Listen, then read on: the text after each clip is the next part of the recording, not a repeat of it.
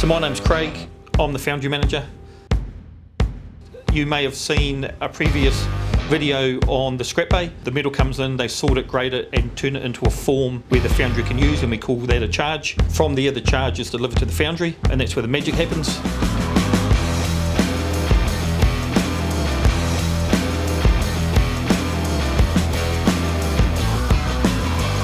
We are issued the charge per alloy of what we're trying to make. The furnaceman melts that in his furnace. From there we cast our products. Down here is our third horizontal machine, and in front of me here are two of our vertical machines. So down this way is our centrifugal caster. Once the bar's been cast, it can go to the machine shop or external customers so they can make final machine components out of it. Generally, the external customer product goes out in long bar length form.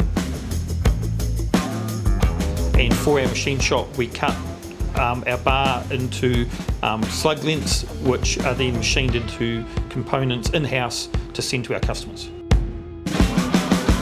It's an interesting place to work.